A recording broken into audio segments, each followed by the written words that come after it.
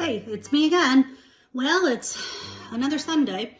It's rainy and it's cold. I had to bring all the plants in because it's going to get down in the 30s tonight and the next night and probably the next night. So my house is full of tons of plants giving me a whole lot of oxygen. So let me show you what I've got, how it's growing, and I'll show you a little project that I'm doing. Hold on one second. Here we go.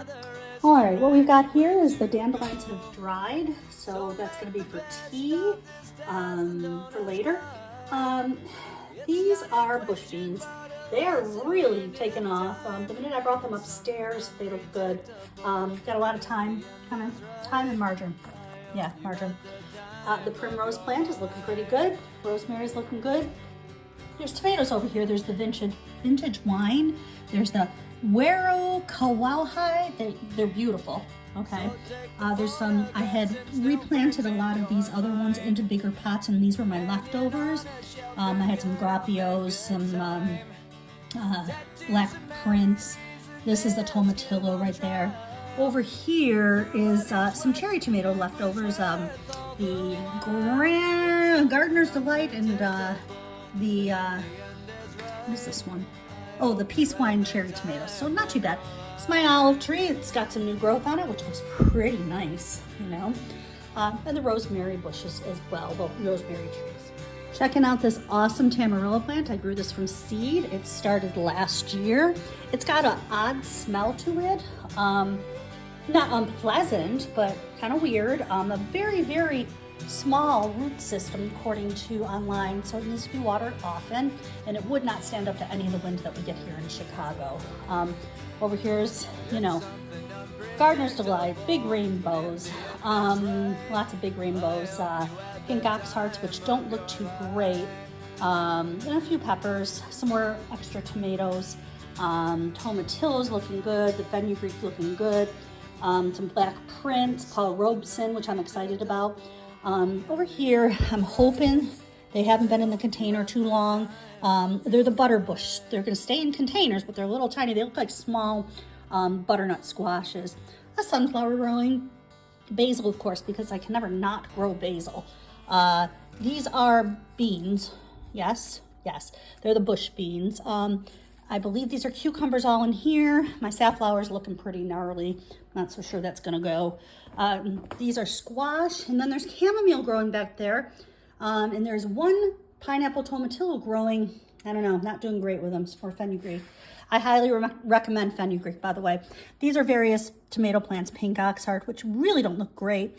Cherokee purple, the Ananase noir. I'm looking forward to these. They're beautiful plants. More grappios. We did well on grappios last year.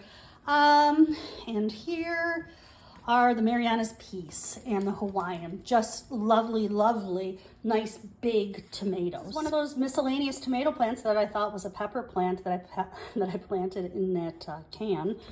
These were that experiment that somebody had said, oh, grow them in jars. I don't think it's a good idea to grow them in jars because they can't be drained, okay? But the dill is growing. That basil didn't go. This basil is looking good. Nothing there. That's another basil. This is oregano, which didn't grow either. The interesting thing about these is that they're actually growing in the pots. So I don't like this whole thing. The dill might be okay, but what are you gonna do? And I pulled a violet plant out of the ground and planted it. See if we get some violets. I'm gonna make some pesto. Not pesto. Yeah, some pesto, the edible pesto, like my marigold pesto. And here we are downstairs. Here's another one of those tomato plants that I thought was a pepper plant that grew in the can for a little bit. Doing fantastic. I mean, look at how strong and healthy these look. I can't wait to get them outside. I might keep them in the containers. I think they might be Castelludos. Some basil, that's winter basil. This is another one of those tomato plants that we thought was a pepper plant to start with. Lots going on here.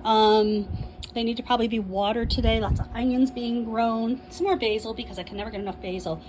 Boy, are these pole beans looking good. I mean, look at that. They're looking good. I got to get them out of here soon. Hopefully the weather will cooperate. Some more fenugreek back there. Fenugreek, chamomile. Up here, some more bean plants. Not too bad. As a whole, this isn't going too badly. We've got our reflection canvas there, and then of course the fan to give it a little bit of a breeze to strengthen all of the stems and everything. I'm a little disappointed on the onions because I thought there'd be more per thing, but it still looks. So now on to this project. I decided the other day I was going to make cashew butters and almond butter.